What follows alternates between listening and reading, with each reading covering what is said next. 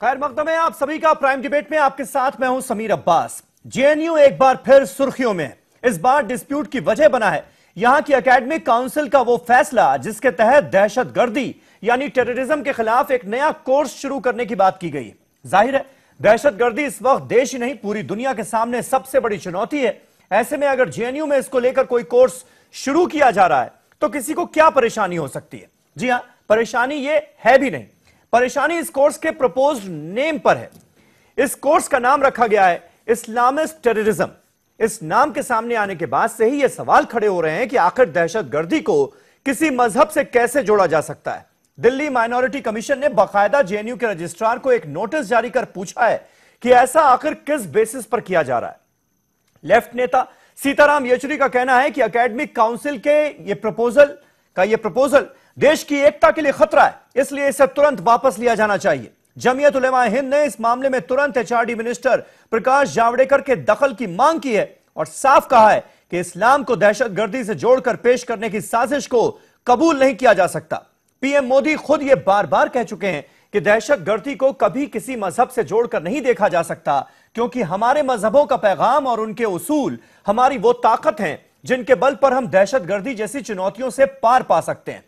फिर कोर्स के ऐसे नाम के क्या मायने? इसीलिए हम पूछ रहे हैं आज ये सवाल कि इस्लामिक टेररिज्म पर जेएनयू में नए कोर्स की पहल कितनी जायज है। इसी पर करेंगे बात अपने तमाम खास मेहमानों से, लेकिन पहले ये रिपोर्ट। हमारे मजहबों का पैगाम और उनके उसूल वह ताकत है जिनके बल पर हम हिंसा और दहशतगर्दी जैसी चुनौतियों से पार पा सकते हैं। आतंकवाद और उग्रवाद के खिलाफ मुहिम किसी पंथ के खिलाफ नहीं है, यह उस मानसिकता के खिलाफ है जो हमारे युवाओं को गुमराह करके मासूमों पर जुल्म करने के लिए आमाद करती है। जेएनयू में इस्लामिक टेररिज्म कोर्स पर तनाजा। तलबा क्यों पढ़ें इस्लामिक टेररिज्म? दहशतगर्दी से इस्लाम और हिंदू लफ्ज को जोड़ने की क्या जरूरत? दहशतगर्दी का मजहब से कैसा नाता? इस्लामिक टेररिज्म पर जेएनयू में नए कोर्स की पहल कितनी जायज? जेएनयू एक बार फिर सुर्खियों में है। दरअसल जेएनयू में नेशनल सिक्योरिटी स्टडी सेंटर के तहत इस्लामी दहशतगर्दी का कोर्स मुतारुफ कराया जाएगा। जेएनयू के वीसी ने एकेडमिक काउंसिल की मीटिंग में इस तजवीज को मंजूरी भी दे दी है। हालांकि मीटिंग में कई मेंबरान ने इस तजवीज की मुखालिफत भी की। वहीं यूपीए के दौर में जब हिंदू दहशतगर्द की इस्तेलाह इस्तेमाल हुई तो हिंदू तंजीमें चिरागपा हो गई। हिंदुस्तान समेत दुनिया भर में ये बात कही जाती है कि दहशतगर्दी का कोई मजहब नहीं होता है, तो क्या इस्लामी दहशतगर्दी के नाम पर कोर्स शुरू करके ये इस्लाम को बदनाम करने की कोशिश है? इस्लामिक आतंकवाद की जो इशू है ये आया है। एक जेएनयू में एक नया स्पेशल सेंटर खुलेगा, इसका नाम है नेशनल सिक्योरिटी स्टडी सेंटर। ये पहले नहीं था। इसका पर्पज़ यही है कि पहले बार जेएनयू में इस तरह का सेंटर है जहाँ पे इंडिया सेंट्रिक सिक्योरिटी इश्यूज जो है उस पर चर्चा होगी। वही दूसरी तरफ इस कोर्स को लेकर मुखालिफत भी हो रही है। कहा जा रहा है कि सिर्फ इस्लाम को बदनाम करने की साजिश की जा रही है और आरएसएस के एजेंडे को आम करने की कोशिश की जा रही है। बीजेपी आरएसएस का जो एजेंडा रहा है कि एजुकेशन में हर क्षेत्र में एक प्रति एक ऐसा नैरेटिव चलाया जाए जो माइनॉरिटीज के खिलाफ। दिल्ली अक़लियती कमीशन के चेयरमैन डॉक्टर जफरुल इस्लाम खान ने इस्लामी दहशतगर्दी पर मुजव्वज़ा निसाब के लिए जेएनयू के रजिस्ट्रार को नोटिस जारी किया है। उन्होंने दरियाफ्त किया है कि किस बुनियाद पर यूनिवर्सिटी इस्लामी दहशतगर्दी का कोर्स शुरू करने जा रही है। जफरुल इस्लाम खान ने वाज़ेह किया है कि जेएनयू इंतजामिया का ये फैसला सियासी मुहर्रिकात पर मबनी है। इस्लाम को दहशतगर्दी से जोड़ना या मुसलमानों को जोड़ना ये गलत है। बहुत से लोग दहशतगर्दी कर रहे हैं, उसमें अमेरिका भी है, इसराइल भी है, बुद्धिस्ट भी हैं और हमारे हिंदुत्व जो है जो लोग हैं वो भी हैं और खालिस्तानी कौन कौन से नहीं हैं जो कि इसमें है। तो उसको हम इस मजहब से नहीं जोड़ते हैं, बल्कि किसी खास एक जमात पैदा हुई है जिसके पास कुछ मसाइल हैं और उस मसाइल को हल करने के लिए वो समझते हैं वो तरीका, हालांकि वो गलत तरीका है। यूनिवर्सिटी है तो नए नए कोर्स भी सामने आएंगे, लेकिन ऐसा ही निसाब क्यों जिसमें किसी खास तबके को निशाना बनाया गया हो? दहशतगर्दी का मजहब से कैसा नाता? इस्लामिक टेररिज्म पर जेएनयू में नए कोर्स की पहल कितनी जायज? Bureau report, news 18 Urdu. तो टेररिज्म पर नया कोर्स शुरू किया जा रहा है जेएनयू में, ये तो ठीक, लेकिन इसका नाम इस्लामिक टेररिज्म कैसे रखा जा सकता है, यह है बहस का मुद्दा। तमाम खास मेहमान हमारे साथ जुड़ चुके हैं। हमारे साथ भारतीय जनता पार्टी के स्पोक्स पर्सन अश्विनी उपाध्याय साहब इस बहस में लाइव जुड़ चुके हैं। मौलाना सैफ अब्बास साहब मुस्लिम स्कॉलर हैं, लखनऊ से सीधे हमारे साथ इस डिबेट का हिस्सा हैं। यासिर जिलानी साहब हमारे साथ मौजूद हैं, जो खुद एडवाइजर है एचआरडी मिनिस्ट्री में, संघ से इनका ताल्लुक है। इसके अलावा विवेक श्रीवास्तव साहब हमारे साथ स्टूडियो में आज मौजूद हैं, सीपीआई के सीनियर लीडर हैं। डॉक्टर एचएस रावत साहब हमारे साथ इस बहस का हिस्सा हैं, हिंदू धर्म गुरु हैं। और तनवीर अहमद साहब पॉलिटिकल एनालिस्ट बैंगलोर से सीधे लाइव हमारे साथ जुड़ रहे हैं। अश्विनी उपाध्याय साहब, सबसे पहले मैं जानना चाहूंगा आपकी पार्टी का रिएक्शन, सरकार का रिएक्शन इस पूरे मसले पर, क्योंकि कई जगहों से, चाहे वो जमीयत उलेमाए हिंद हो या फिर एएमयू की स्टूडेंट यूनियन हो, लेफ्ट पार्टियां लगातार ये मांग कर रही हैं, सरकार के सामने ये बात रख रही हैं कि आप ऐसा कैसे कर सकते हैं, टेररिज्म को आप किसी मजहब के साथ जोड़ के देख सकते हैं। ये तो आपकी सरकार की, आपकी गवर्नमेंट की पॉलिसी के सख्त खिलाफ है। रिएक्शन इस पर है क्या? क्या आप मानते हैं कि ये कोर्स का जो नाम रखा गया है वो ठीक है या गलत है?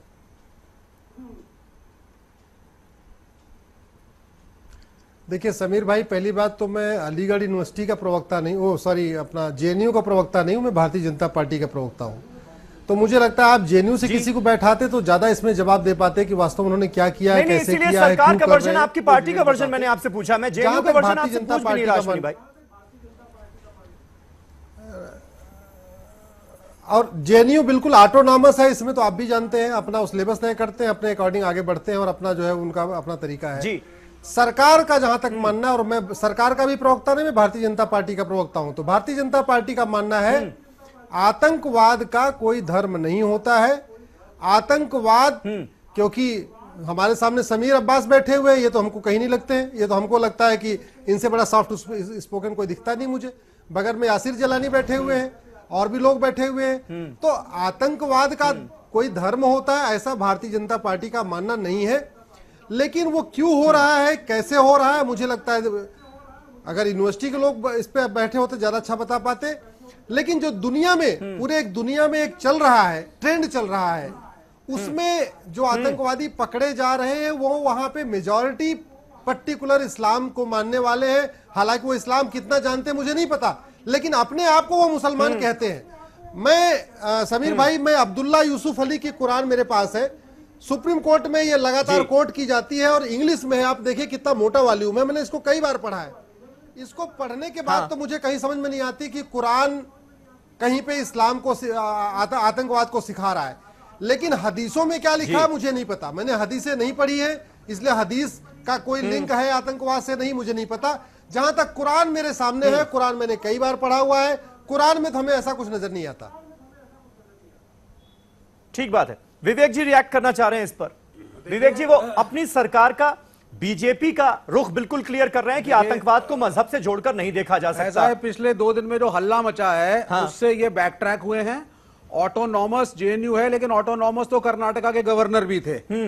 तो ये आरएसएस का एजेंडा है कि ये अपने हिसाब से अलग अलग टर्मिनोलॉजीज के थ्रू माइनॉरिटीज को आइसोलेट करने की एक सिस्टमैटिक कोशिश है। आप जेएनयू में ही वो कोर्स शुरू करते हो, इस्लामिक टेररिज्म के नाम से शुरू करते हो। आप क्या मिनिस्ट्री एचआरडी को इसके बारे में पता नहीं था? बिल्कुल पता था। दूसरी बात, इन्होंने ये शब्द कहा है कि मेजोरिटी, सबसे पहले हम इंडिया की बात करते हैं। इंडिया के अंदर गोरखालैंड, 2 प्राइम मिनिस्टर हमारे असैसिनेट हुए हैं, क्या दोनों में से कोई भी मुस्लिम टेररिज्म की वजह से मारे गए हैं? राजीव गांधी मारे गए थे तमिल एलम की वजह से, और मिसेस इंदिरा गांधी मारी गई थी सिख टेररिज्म की वजह से। उसके बाद गोरखालैंड की प्रॉब्लम, बोडोलैंड की प्रॉब्लम, नक्सल टेररिज्म हो गया आपका। नागालैंड में तो इन्होंने अलगाववादियों के साथ मिलकर के सरकार भी बनाई है, ठीक है ना। तो इस प्रकार से अगर आप स्टडी करेंगे तो हमारे देश के अंदर भी टेररिज्म एक इस्लामिक टेररिज्म नहीं है। 99% जो टेररिस्ट एक्टिविटीज हमारे देश में भी हो रही हैं, they are coming from other sources. Terrorism किसी धर्म के साथ रिलेट करना नहीं है। विवेक जी, लेकिन अभी जो सबसे ज्यादा खौफ दिखाई दे रहा है वो इस्लामिक स्टेट का है। इसमें दलीलें भी दी जा रही थी। जब ये मीटिंग हो रही थी एकेडमिक काउंसिल की, तो कुछ लोगों ने इस्लामिक स्टेट का जिक्र भी किया और कहा कि भाई उसको पढ़ाया जाना चाहिए कि उनकी क्या आइडियोलॉजी है, क्यों वो ऐसा कर रहे हैं, क्यों इस्लाम का नाम ले रहे हैं। इस वजह से ये नाम रखा गया। ये दलीलें ये गलत है। इस्लामिक स्टेट एक वे ऑफ गवर्नेंस है। इस्लामिक गवर्नेंस, शरीयत एंड इस्लामिक टेररिज्म, ये डिफरेंट चीजें हैं। आप इस्लामिक गवर्नेंस किसी कंट्री में, सऊदी अरबिया में है, तो आप ये नहीं कह सकते ये इस्लामिक टेररिज्म वहां चल रहा है। दूसरा, अगर आप हिस्ट्री में जाएंगे तो प्रेजेंटली जितने भी टेररिस्ट एक्टिविटीज गल्फ कंट्रीज में हुई हैं, उनका जन्मदाता अमेरिका है। United States of America created the Taliban, United States of America backed the al Qaeda, और लेटर ऑन जब इनके हाथ से मुर्गा निकल जाता है और ये कंट्रोल नहीं कर पाते हैं, तब ये उसको टेररिस्ट घोषित करते हैं। आपको कोई अधिकार नहीं है कि आप इराक में घुस के, ईरान में घुस के, अफगानिस्तान में घुस करके, सीरिया, यमन, गाजा पट्टी, हर जगह पे आप जाते हैं। तेल की पॉलिटिक्स है, आप इंटरफेयर करते हैं। ठीक है, सो इट यासिर जिलानी, इसका जवाब दीजिए।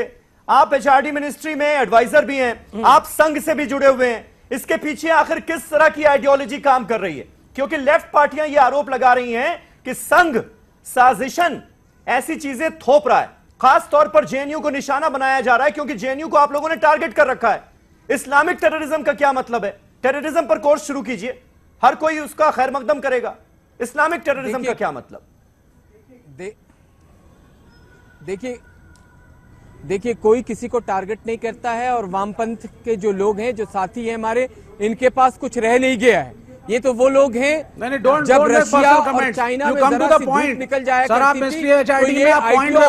वामपंथ चाइना पे जा रहे हैं। अरे सुनिए तो पहले, आप मुसलमानों को बदनाम क्यों कर रहे हैं इस देश में? पहले सुनिए, पहले झूठ बोल रहे हैं बैठ के। आप झूठ बोल रहे हैं। कोई झूठ नहीं बोल रहा है, झूठ बोल रहे हैं बैठ के। आप मिनिस्ट्री एचआरडी की परमिशन से हुआ है, मिनिस्ट्री एचआरडी की परमिशन के बिना समझाएंगे। ठीक है, आप जैसे अधर्मी लोग, ठीक है, जो धर्म को नहीं मानते हैं, जो धर्म को नहीं मानते हैं, हम टोटल सेक्युलर हैं, हम टोटल सेक्युलर हैं। अच्छा ठीक है, विवेक जी को बताएंगे, शरिया विवेक जी को मैंने चुप करा दिया। अब आप अपना पॉइंट रखिए, मेरे सवाल का जवाब दीजिए। यासिर, आप सवाल का जवाब दीजिए। लेनिन और स्टालिन के मानने वाले लोग कभी डोंट कम टू लेनिन, why you are using word Muslim terrorism? आप इस्लामिक टेररिज्म शब्द क्यों यूज कर रहे हैं? आपको शर्म आनी चाहिए। आप तो अपने ही धर्म को बदनाम कर रहे हैं, और वो भी मिनिस्ट्री एचआरडी में बैठ करके। अच्छा ठीक है, मुझे कहना नहीं चाह रहा था मैं खूनी वामपंथी। सॉरी, कोई खूनी वामपंथी नहीं, सेक्युलर वामपंथी। सुन लीजिए, फिर मैं बात सेक्युलर वामपंथी। विवेक जी हो गया, बोलिए। अब अरे खूनी वामपंथी इतिहास है, पूरा हिंदुस्तान जानता है। चाइना, अच्छा चाइना ने जब आप अपना इतिहास मुझे मत बताइए, सवाल का जवाब दे दीजिए। मत बताइए, मत बताइए, आप इतिहास मालूम है आप। समीर साहब, देखिए सबसे पहले मैं धन्यवाद करना चाहूंगा अश्वनी उपाध्याय जी का, कि उन्होंने क्लियर, भारतीय जनता पार्टी के प्रवक्ता हैं, और उन्होंने क्लियर कहा कि किसी भी टेररिज्म या किसी भी आतंकवाद को धर्म से नहीं जोड़ा जा सकता है। और मैंने खास करके जेएनयू के जो टॉप के वहां के अधिकारी हैं, उनसे मैंने बात करी कि आखिर ये बात कैसे सामने आई। क्या दुनिया के किसी भी यूनिवर्सिटी में इस तरह की कहीं भी पढ़ाई की जा रही है? उनका जवाब उन्होंने दूसरे दिन ही जवाब दे दिया था। कुछ ना कुछ वहां मिसअंडरस्टैंडिंग हुई है, और ये बात सामने आई है। देखिए, जो चीज हमारे समाज के ताना बाना को तोड़ेगी, हम उसकी मुखालफत करेंगे, हम उसको खंडन करेंगे। हमारे समाज में कहीं भी ये गुंजाइश नहीं रहनी चाहिए कि कोई एक ऐसी चीज थोपी जाए जिसमें एक धर्म को मुलविस करके बदनाम करने की साजिश हो, क्योंकि इस्लाम हमेशा से शांति, इत्तेहाद, भाईचारा और इखलाक का पैगाम देता है। ये इन्हें समझ में नहीं आएगा। कल आपके स्पोक्स पर्सन ये बात नहीं कर रहे थे, कहना है कल आपके स्पोक्स पर्सन जस्टिफाई कर रहे थे संबित पात्रा इस्लामिक टेररिज्म को इसी चैनल पर बैठ के। जिस यूनिवर्सिटी के लोगों ने सुना है कि जहां भारत से टुकड़े होंगे के नारे लगाए जाते हैं, ऐसा तो नहीं है। यहाँ पर आप बैठे हैं, और आप दोनों जो हैं वो उनकी पर्सनल राय अलग हो सकती है, आप दोनों की पर्सनल राय इस मसले पर अलग हो सकती है, लेकिन बहुत सारे आप ही की पार्टी के स्पोक्स पर्सन जस्टिफाई करते हुए नजर आए इस फैसले को भी। अब मैं क्या मानूं? अब आप दोनों यहां पर बैठे हैं, आप दोनों मुझे बताइए, अगर आप दोनों ऐसा सोचते हैं जैसा आप कह रहे हैं, तो फिर इस्लामिक टेररिज्म का कोर्स इंट्रोड्यूस नहीं होगा, ये मान के चले हम? नहीं, देखिए हमारी कोशिश ये रहेगी, मैंने आपसे क्लियर कहा कि जो हमारी संस्कृति और विरासत है, जिसमें भाईचारा और इत्तेहाद है, उसको कायम रखने के लिए अगर हमें कहीं भी किसी तरह की बात करनी पड़े, चाहे वो सरकार से बात करनी पड़े, चाहे वो जेएनयू कैंपस में वीसी से बात करनी पड़े, हम लोग कोशिश कर रहे हैं। ठीक है, आपकी कोशिश रहेगी। आप इसमें रावत साहब रिएक्ट कीजिए जल्दी से। जी और उपाध्याय जी मेरी बात सुन लीजिए। आप घी डालने का जिलानी साहब सुन लीजिए, अब जिलानी साहब और उपाध्याय जी सुन लीजिए। आप मानते हैं गलती थी ना? गलती थी रावत साहब। आपने कहा सच बोलेंगे, झूठ मत बोलिएगा। टेररिज्म का कोई धर्म नहीं है, धर्म है। सुन लीजिए, धर्म है, आतंकवाद का धर्म है। अभी याकूब मेनन को फांसी दी गई तो 2 लाख मुसलमान जनाजे में था, वो सारे मुसलमान थे। बुरहान वानी को वहां हीरो बनाए जा रहे हैं, वहां पर लोगों की फोटो लगा लगा करके पूजा हो रही है। सीरिया के अंदर 43 लोगों को गर्दन उड़ा दी गई उनकी, वो हिंदू थे, इसलिए आतंकवाद का धर्म है। आप सेलेक्टिव हो रहे हैं रावत साहब। आतंकवाद है, अमेरिका बोलता है ये इस्लामिक टेररिज्म है, और यहाँ पर आप लंदन भी बोलता है, यूरोप भी बोलता है इस्लामिक टेररिज्म है, जापान भी बोलता है, चाइना भी बोलता है, और ऑस्ट्रेलिया भी बोलता है ये टेररिज्म है और इस्लामिक टेररिज्म है, और आप दोनों कह रहे हैं कि आतंकवाद का कोई धर्म नहीं है जिसमें किसी धर्म को इस तरह से अटैक किया जाए। नहीं, जिलानी साहब ये बता दो, अगर याकूब मेनन को फांसी होती है तो 2 लाख मुसलमान जाते हैं, वो कौन से धर्म के हैं? संस्कृति उनका कौन सा धर्म था, ये बता दीजिए मुझे। धर्म को टारगेट करें। अभी विवेक जी ने आपको बहुत सारे आतंकवाद और भी गिनाए, लेकिन आप ये तो हम उसको क्या हिंदू टेररिज्म आतंकवाद नहीं है, ये आपसी लड़ाई है, ये आपसी लड़ाई है, ये एक तरह से गृह युद्ध होता है। जो नक्सलवादी है वो टेररिज्म कर रहे हैं, उसको आतंकवाद कर रहे हैं, तो उसको आजकल कोई और नाम दे देंगे क्या? चार्ली आप तो ऊपर बम मारा उठा करके। अरे रावत साहब, नक्सलवादी ग्लोबल टेररिज्म है। आप सेलेक्टिव क्यों हो रहे हैं? सेलेक्टिव क्यों हो रहे हैं? मौलाना सैफ अब्बास साहब, इसका जवाब दीजिए आप। रावत साहब जो बात कर रहे हैं, मुझे लगता है उनके सवालों का भी जवाब मिलना चाहिए, जवाब दें। देखिए, ऐसा है, बिस्मिल्लाहिर्रहमानिर्रहीम, ऐसा है कि बहुत अफसोस की बात यह है कि अब जो शिक्षा के मंदिर थे उसमें राजनीति हो रही है जी। चाहे एएमयू में जिना की तस्वीर का मैटर हो और चाहे जेएनयू में इस इस्लामिक टेररिज्म की बात हो रही हो। अगर टेररिज्म को देखना है तो फिर जो हमारे 2 प्राइम मिनिस्टर मारे गए, इनके मजहब को भी बयान किया जाए, राष्ट्रपिता को किसने मारा उसके मजहब को भी बयान किया जाए। मैं ये समझता हूं कि मुल्क के अंदर शिक्षा के साथ खिलवाड़ नहीं होना चाहिए, और ये जो भी काम हो रहा है, मैं समझता हूं कि जेएनयू के रजिस्ट्रार जिसने ये किया है उसको फौरन एचआरडी मिनिस्ट्री तलब करे, सस्पेंड करे। और मैं तो ये समझता हूं कि ये लश्कर तैयबा और हाफिज सईद इन जैसों के इशारों पर किया जा रहा है ताकि उनको जिहादी मिले। चूंकि कश्मीर में जिस तरीके से कार्रवाई हुई है, अब उनको नौजवान लड़के नहीं मिल रहे। जब तक इस तरह की मानसिकता पैदा करके बहकाया नहीं जाएगा लड़कों को, तब तक इन लोगों के पास दहशतगर्द तंजीमें जाएंगे नहीं। मैं समझता हूं ये नहीं। मौलाना सैफ अब्बास साहब, मिलकर इस तरह का रावत साहब एक बात का जिक्र कर रहे हैं ना बार बार, और ये दलील बार बार दी जा रही है कि जिहाद के नाम पर मुसलमानों को ही भड़काया जा रहा है, इसलिए इस्लामिक टेररिज्म पर कोर्स जायज है। ये दलील बार बार दी जा रही है, इसका क्या जवाब है आपके हिसाब से? विवेक जी इसके बाद में आऊंगा। ये भड़का रहे हैं, ये भड़का रहे हैं, मैं यही तो कह रहा हूं, मैं यही तो कह रहा हूं, ये भड़का रहे हैं। अगर ये इस तरीके की मेंटेलिटी को इंडिया में नहीं फैलाएंगे, अगर इस्लामिक टेररिज्म की बात नहीं करेंगे, तो हाफिज सईद कैसे अपने पास बुलाएगा? मुझे हाफिज सईद इसी तरह बुलाएगा, मसूद अजहर कैसे अपने पास बुलाएगा? मैंने कहा सलाहुद्दीन कैसे बुलाएगा? कोर्ट ने आतंकवादी घोषित किया, उसको फांसी हुई, उसके जनाजे में 2 लाख कौन थे? वो कहाँ 2 लाख? 2 लाख कौन आ गए? 2 लाख नहीं, वो बढ़ता चला जा रहा है। वो 20 तो गलत है ना, वो सरासर गलत है, सरासर गलत है। बोलते 2 लाख जितने भी लोग हैं, मैं कहता हूँ अगर 10 आदमी भी गए, सरासर गलत है। उस बात का जवाब दीजिए जी, लेकिन उसके बेसिस पर पता तनवीर अहमद साहब, इसके पीछे क्या कोई पॉलिटिक्स है क्या? और कहीं ना कहीं सियासत का शिकार हो रहा है क्या?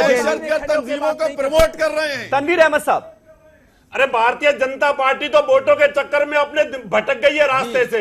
ये जिलानी साहब, उपाध्याय साहब तो पता नहीं क्या क्या बोलने लगते हैं। अच्छा ठीक है, जब चुनाव हारते हैं तो कुछ और बोलते हैं, मतलब जब वो अच्छी बातें करें, और बोलते हैं, जब वो अच्छी बातें करें 370 बोलते हैं, जब वो अच्छी बातें करें तो भी दिक्कत है आपको, और अभी कुछ और बोल रहे हैं। जी तनवीर अहमद साहब, तनवीर अहमद साहब, हम एक्चुअल बात कर रहे हैं, सही बात कर रहे हैं। जी जी जी तनवीर अहमद साहब, जी आपका सवाल मैं सुन नहीं सका। तनवीर अहमद साहब, क्या आपको लगता है कि इस तरह के फैसलों के पीछे सियासत है और दरअसल सियासत का शिकार हो रही हैं हमारी यूनिवर्सिटीज? क्या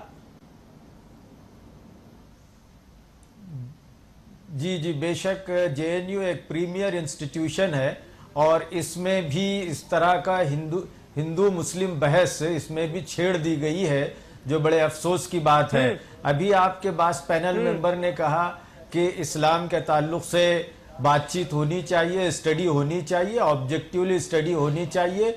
हमें बहुत खुशी होगी, हम इस बात को वेलकम करेंगे कि इस्लामिक टेररिज्म के बजाय या तो वो इस्लामिक स्टडीज का डिपार्टमेंट खोल ले ताकि उसमें वो बता सकें कि इस्लाम का वाकई टेररिज्म से ताल्लुक है या इस्लाम अमन पसंद मजहब है या क्या सच्चाई है। तो इस्लामिक स्टडीज का डिपार्टमेंट खोलें अगर हिम्मत हो तो, या फिर टेररिज्म पर डिपार्टमेंट खोले, जैसा कि इस कोर्स के इंट्रोड्यूस करने की वजूहात बयान करते हुए ये कहा गया कि नेशनल सिक्योरिटी का मामला है।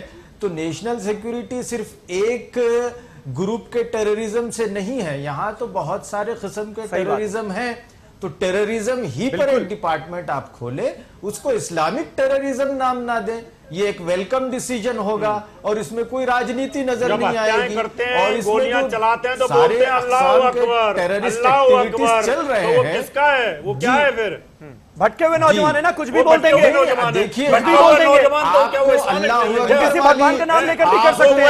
क्या कीजिएगा, भटके हुए नौजवान है ना, कुछ भी बोल देंगे, किसी को भी बदनाम कर देंगे, किसी भी मजहब का नाम ले लेंगे, किसी भी खुदा का नाम ले लेंगे। जी विवेक जी, देखिए मैं सिर्फ ये कहना चाहूंगा, सबसे पहले साहब जब अल्लाह अकबर पर आपको एतराज है तो उसी तरह मुझे एतराज नहीं, भी क्या हो रहा है, मुझे बोलने दीजिए। पूरा ग्लोबल टेररिज्म में, इस्लामिक टेररिज्म में भारतीय जनता पार्टी अपने मुद्दों से भटकती है। और मैं जब संघ की शाखाओं में जाता था तो हमें सिखाया जाता था। क्या सिखाया जाता था? अभी इस कुरान लेके बैठे उपाध्याय जी, वो कह रहे हैं कि इसमें कुछ नहीं लिखा हुआ।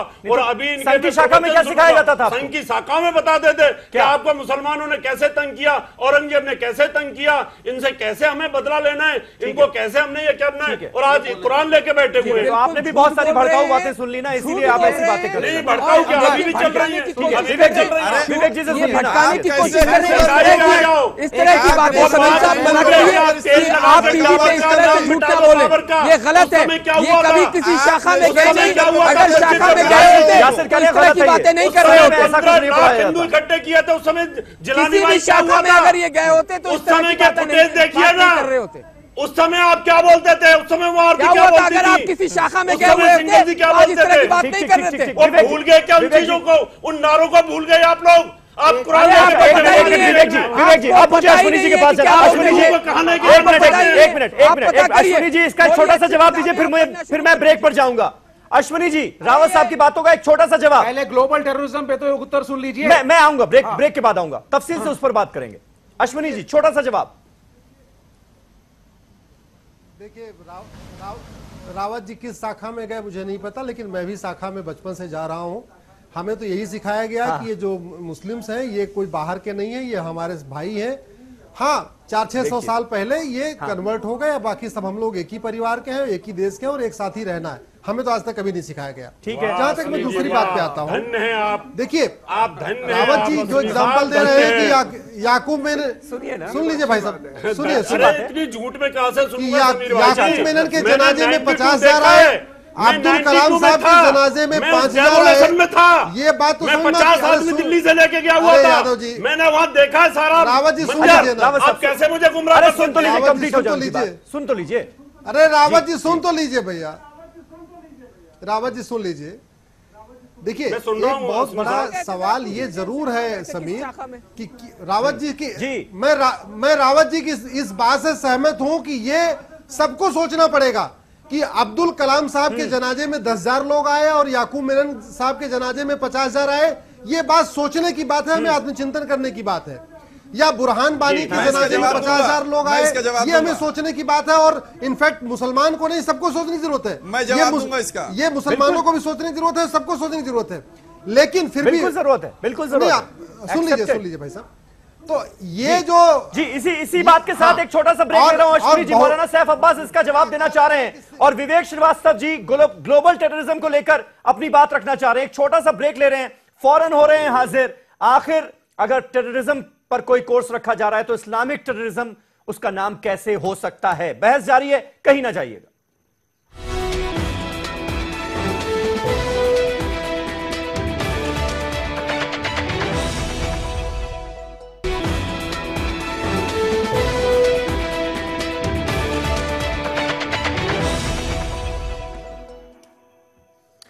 तो इस्लामिक टेररिज्म पर जेएनयू में नए कोर्स की पहल कितनी जायज, यह है हमारा आज का सवाल। तमाम खास मेहमान हमारे साथ बने हुए हैं। यासिर जिलानी हमारे साथ मौजूद हैं, एचआरडी मिनिस्ट्री में एडवाइजर हैं। यासिर, मैं आपसे यह जानना चाहूंगा, क्योंकि कुछ दिनों पहले हमने देखा पीएम नरेंद्र मोदी को हम सुन रहे थे जब किंग जॉर्डन यहां पर आए हुए थे, कुरान शरीफ पर ही बहस हो रही थी और उसमें उनका स्टेटमेंट मैं पढ़कर यहां पर सुनाना चाहूंगा। उन्होंने कहा कि हमारे मजहबों का पैगाम और उनके उसूल हमारी वो ताकत है जिनके बल पर हम दहशतगर्दी जैसी चुनौतियों से पार पा सकते हैं। आतंकवाद के खिलाफ, रेडिकलाइजेशन के खिलाफ मुहिम किसी पंथ के खिलाफ नहीं है, यह उस मानसिकता के खिलाफ है जो हमारे नौजवानों को गुमराह करके मासूमों पर जुल्म के लिए उकसाती है। कितनी अच्छी बात कही। तो यह सरकार का रुख अगर यह है तो जेएनयू की एकेडमिक काउंसिल यह फैसला कैसे कर सकती है कि आतंकवाद पर कोई कोर्स शुरू किया जाए और उसका नाम इस्लामिक टेररिज्म रख दिया जाए? तो यह तो आपको देखना पड़ेगा ना कि ग्राउंड पर क्या हो रहा है, क्योंकि इससे मैसेज तो बिल्कुल उल्टा चला जा रहा है। जी बिल्कुल, ये बहुत देखिए बिल्कुल ये बहुत ही संजीदा मामला है, इसीलिए सबने संज्ञान में लिया है इसको। और आप देखिए कि आप वही बात नहीं करें। अभी लास्ट मन की बात में वजीर आजम साहब ने किस तरह से रमजान के लिए मुबारकबाद देते हुए हुजूर सल्लल्लाहु अलैहि वसल्लम, प्रॉफिट मोहम्मद सल्लल्लाहु अलैहि वसल्लम को कोट किया, उनकी बातों को कोट करी, उनके बताए हुए रास्ते पे चलने की जो बात कही, जो नसीहत दी। एक भारत के वजीर आजम इतिहास में, जो मैंने जब से पढ़ना शुरू किया है, जानना शुरू किया है, लोगों की जानकारी इकट्ठा शुरू करी है, उसमें पहला ऐसा वजीर आजम है जिन्होंने इस तरह की बात कही। उसके बाद भी अगर इस तरह के देखिए कुछ फ्रिंज एलिमेंट्स हमारे आसपास तो जरूर हैं।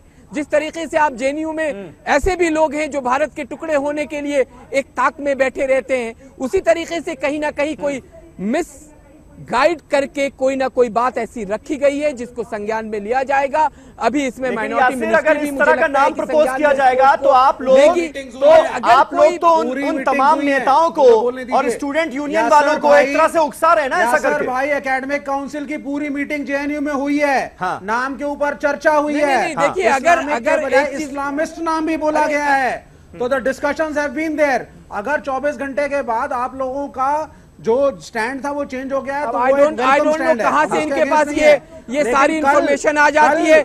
ये देखिए ये हमारे वामपंथ के जो मित्र हैं उनके पास इस तरह की इंफॉर्मेशन जिससे उन्माद फैलाया जाए समाज में, आप अपनी बात सबसे पहले इनके पास आ जाती है। मुझे आज ये लगता है से जुड़े आदमी हो। अरे मैं आप देखिए मैं आपको आईना दिखा रहा हूँ। अगर आप सच के रास्ते पे होते तो आज आपका विरोध उन पे भी होता जो लोग कहीं ना कहीं पीएफआई को सपोर्ट करते हैं और आपके कैंपस में बना लेके रहते हैं, जेएनयू कैंपस में रहते हैं। आपके जब भारत के टुकड़े होने की बात होती है, जब आतंकवादियों की चर्चा होती है, तब आप कभी दिखाई नहीं देते, आप खड़े होते नहीं हो। और आप इस तरह की जहाँ पे समाज में जरा सी समाज के ताना बाना को बिखरने की बात हो, आपको लगता है कि एक बहुत बड़ा मुद्दा मिल गया, ये नहीं चलेगा, मीठा मीठा गप-गप और कड़वा कड़वा थू-थू ये आप लोगों का चलने वाला नहीं है। देश देख रहा है और देखिए सरकार भी बहुत संजीदा है।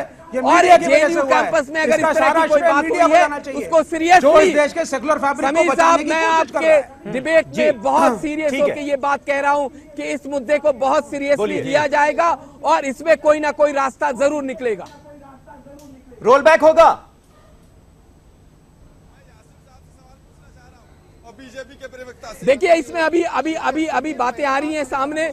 मैं बिल्कुल आपके इस चैनल पे ये तो नहीं कह सकता हूं कि आगे क्या रणनीति बनेगी, लेकिन इस पे जरूर कोई ना कोई रास्ता निकाला जाएगा।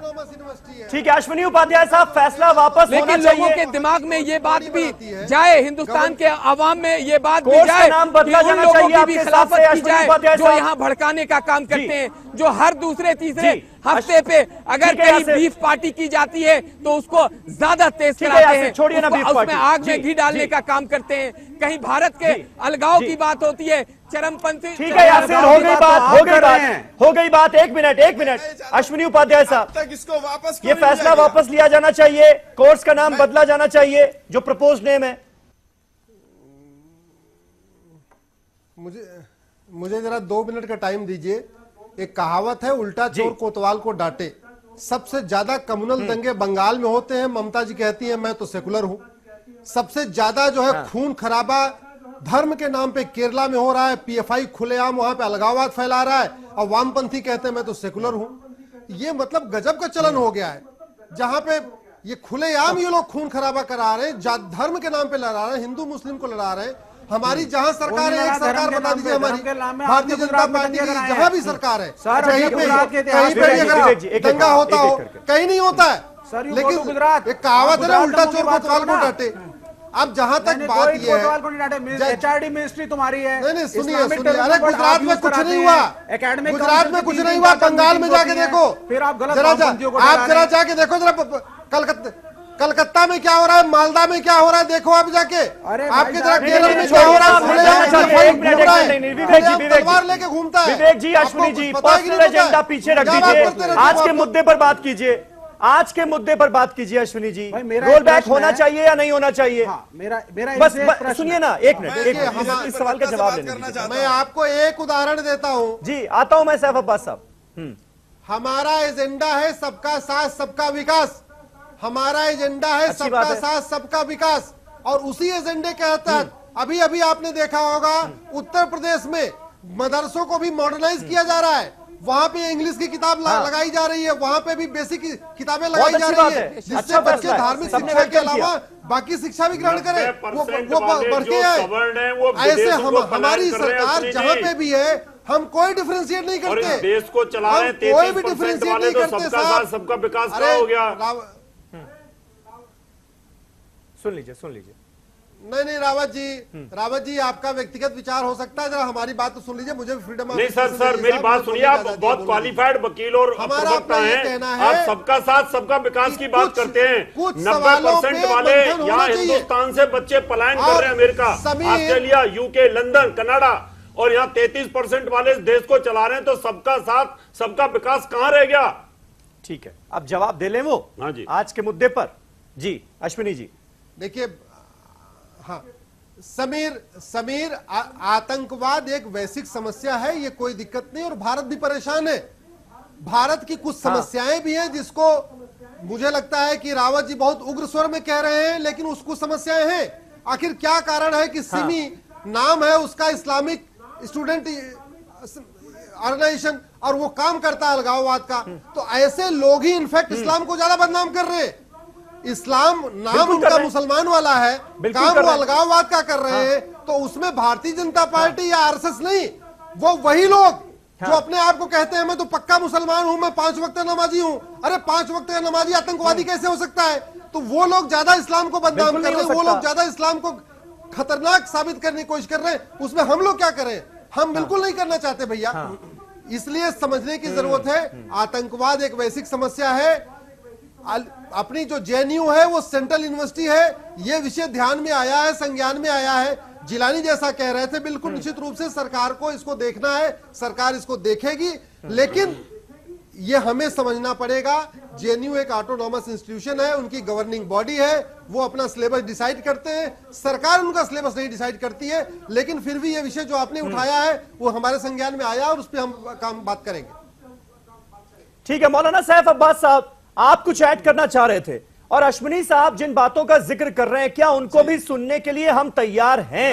रावत साहब जिन बातों का जिक्र कर रहे हैं कि आखिर क्यों ऐसा होता है कि बार बार इस्लाम का नाम लेकर कुछ दहशतगर्द इस्लाम को बदनाम करने की कोशिश करते हैं? पहले मैं यासिर साहब से और बीजेपी के प्रवक्ता से कहना चाह रहा हूं कि ये चीज इन्होंने फरमाया कि संज्ञान में आया है, ये 4 दिन का मैटर है। मैं कह रहा हूं अब तक क्यों नहीं इसके ऊपर एक्शन हुआ? जब देश के अंदर पका लिया जाएगा इसको, मानसिकता में भर दिया जाएगा, लोगों को भड़का दिया जाएगा, तब इसके ऊपर एक्शन होगा। अरे भैया, मैं तो समझता हूँ सेंट्रल गवर्नमेंट एचआरडी मिनिस्ट्री इस पे 24 घंटे के अंदर एक्शन ले सकती थी।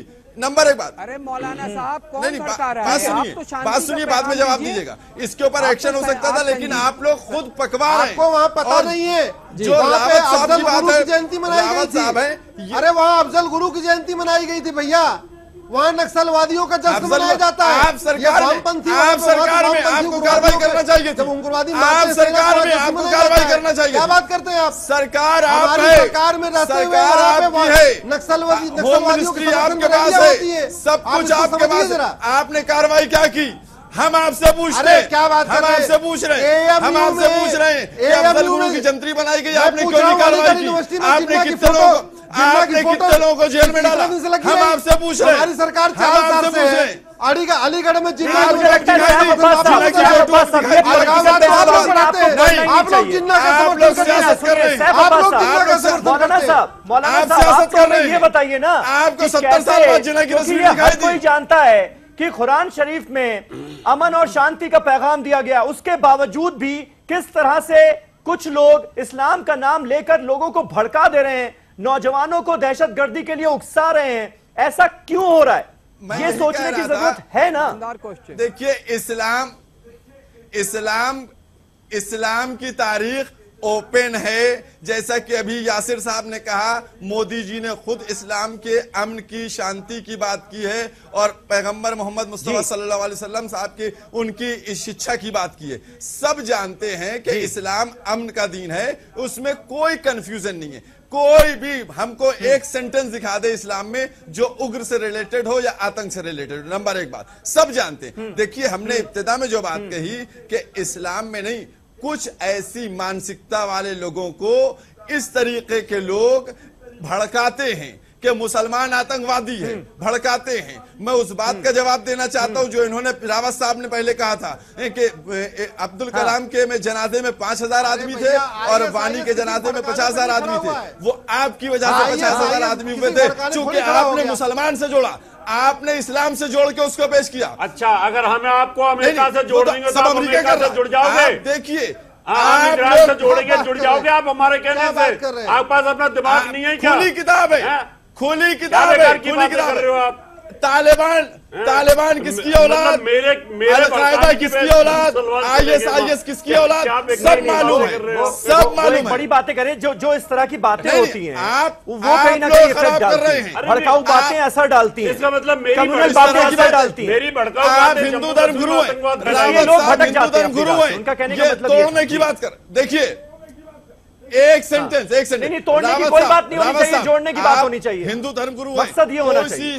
धर्म का किसी धर्म का कोई गुरु तोड़ने की बात नहीं करेगा, लेकिन यहाँ रावत साहब ने अभी तोड़ने की बात की है। रावत साहब यहाँ भड़कारे बैठे हुए। मैंने कभी तोड़ने की बात नहीं ये पूछा है कि आतंकवाद का जब धर्म ही कोई नहीं है तो याकूब मेमन एक आतंकवादी था, 250 आदमी मरवाने के लिए जिम्मेवार था, वहां पर 2 लाख आदमी क्यों चले गए?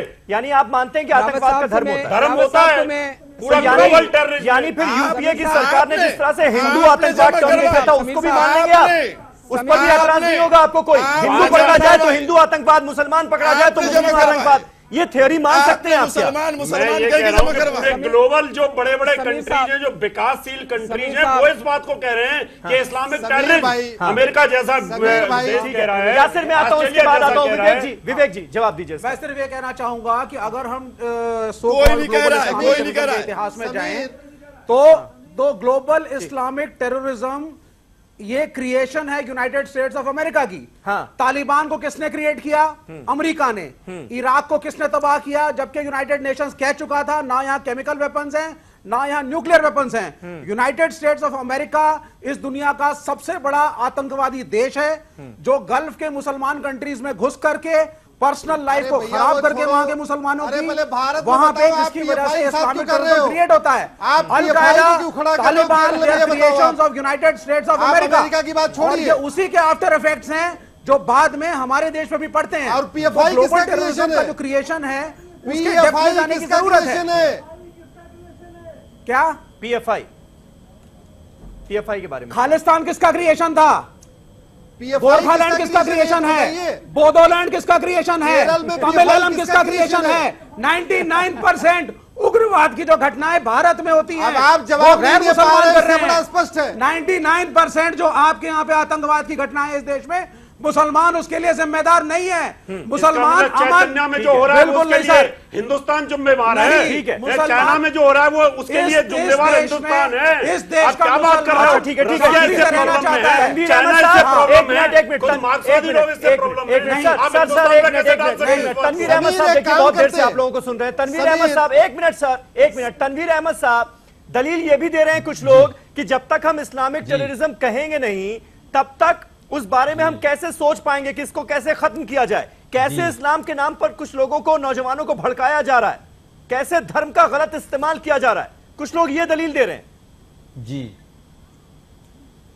सही है, बिल्कुल बात तो सही है। और टेररिज्म पर इंटरनेशनल लेवल पर कई स्टडीज हुए हैं, इंटरनेशनल यूनिवर्सिटीज में हुए हैं स्टडीज, टेररिज्म पर हुए हैं। तो इसी तरह जेएनयू को सिर्फ टेररिज्म पर स्टडी करनी चाहिए जो हिंदुस्तान में हो रही है, जिसके मुख्तलिफ शेप्स हैं। तो उसमें एक जो बड़ा फायदा होगा वो ये होगा कि इस्लाम इसमें से एक साफ, शफाफ, क्लीन मजहब बनकर निकलेगा कि ये जो कुछ हो रहा है ये पॉलिटिकल खेल है। जैसा कि विवेक साहब ने कहा, ग्लोबल लेवल पर जो हो रहा है वो भी पॉलिटिकल है जी। पहले तो इस्लामिक फंडामेंटलिज्म की टर्मिनोलॉजी आई, फिर उसके बाद एक्सट्रीमिज्म की टर्मिनोलॉजी आई। ये सारा 1960 से चल रहा है।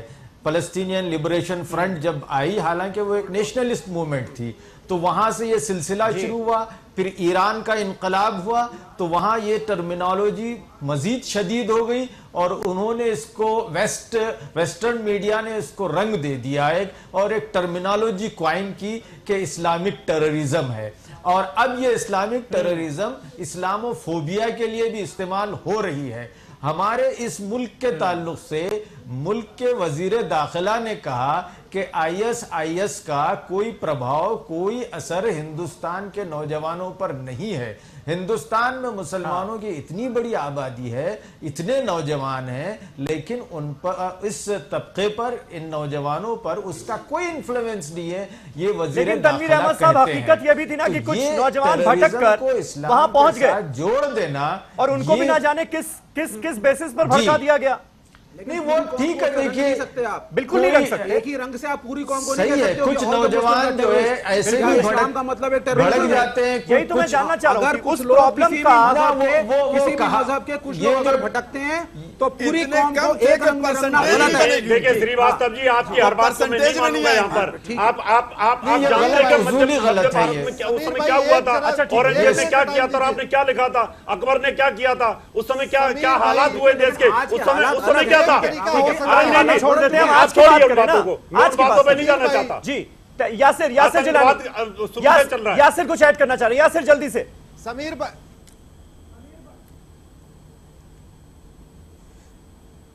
देखिए, रावत साहब बहुत संजीदा धर्मगुरु हैं, बहुत अच्छे हिंदू धर्म के जानकार हैं। मैं इनको सिर्फ यही कहना चाहूंगा कि आप अकबर और मुगल काल में इस्लाम को समझने की कोशिश मत कीजिए। अगर आपको इस्लाम को समझना है, मैं एक नाम ले लेता हूं, मौला हुसैन के बारे में आप पढ़ लीजिए, जिनको दुनिया के सबसे बड़े आतंकवादी यजीद ने प्यासे रख के शहीद कर दिया था। आप इस्लाम को अच्छे से समझ जाएंगे। और मैं अब दूसरी बात पे आना चाहता हूं। देखिए, कुछ लड़के नहीं, तमाम यूपीए की सरकार में रिकॉर्ड है कि कम से कम 200 से 250 लड़के आतंकवाद में मुलविस हुए थे और आतंकवादी हरकत और उनकी गतिविधियों में वो गिरफ्तार हुए और आज भी जेल में है। तो हम इसे भी नकार नहीं सकते कि मुसलमान आतंकवादी हिंदुस्तान में थे और अब उनकी गतिविधि, क्योंकि सरकार बहुत सख्ती से निपट रही है, इसलिए कम हुआ है। तो हमें दोनों पहलू को जरा ध्यान से सोचना होगा और हमें जो मैसेज देना चाहिए वो सोच समझ के और तर्क के साथ दीजिए। मुसलमान लड़के यूपीए सरकार के मेरे पास एक की काउंटिंग है, आपको तो जानकारी भी नहीं होगी। आपको उनकी जानकारी भी नहीं होगी जो दहशतगर्दी में मुलविस होकर आज भी जेलों में बंद है। अश्विनी उपाध्याय साहब, यानी ये बात बिल्कुल तय मानी जा रही है और लोग इसको मान रहे हैं कि भाई आपको प्रॉब्लम का हल निकालना है, सलूशन देना है, बिना ठप्पा लगाए। मजहब और दहशतगर्दी को मिलाना नहीं है। नहीं, मैं बिल्कुल मैं उसी को देखिए कह रहा हूं, यासिर साहब जो कह रहे हैं 250 लड़के पकड़े गए, मैं कहता हूं 250 नहीं 300 लड़के पकड़े गए। हमारा ये कहना है 300 लड़के पकड़े गए। आतंकवाद का कोई धर्म नहीं होता। एक बार सुनिए भाई साहब, सुनिए जी समीर भाई, आतंकवाद का कोई धर्म नहीं होता है, आतंकवाद का किसी धर्म से रिलेशन नहीं है। तो मेरा अपना सुझाव यहाँ पे है कि क्यों न जो भी आतंकवादी मारे जाएं उनको सीधे सीधे विद्युत सौदागरी में जलाया जाए, उनका न हिंदू धर्म से अंतिम क्रियाकलाप किया जाए, न उनको दफनाया जाए, न उनका इस्लाम तरीके से किया जाए। मुझे लगता है कि आतंकवादी होता है, उसको सीधे विद्युत सौदागरी में चला दो। मेरा एक प्रश्न नहीं, एक मैसेज दिया जाएगा, एक मैसेज देना चाहिए आदरणीय सुनी साहब, मुसलमानों को न मुसलमान को मुस्लिम तरीके से उसको दफनाए, न हिंदू उसका हिंदू धर्म से क्रियाकलाप कराए। ये एक बहुत सख्त संदेश जाएगा। ये मुसलमान है, आतंकवादी है, दहशतगर्द है, वो मुसलमान तो हो ही नहीं सकता, वो सच्चा हिंदू नहीं हो सकता, सच्चा मुसलमान नहीं हो सकता, वो मजहब को मानने वाला ही नहीं हो सकता, क्योंकि अगर वो कोई भी मजहब मानता तो कम से कम दहशतगर्दी तो नहीं करता। बहुत सही बात आप कह रहे हैं, आइडिया सही है आपका, लेकिन इससे क्या हालात बदलेंगे? बिजली वाला घर में चलाओ।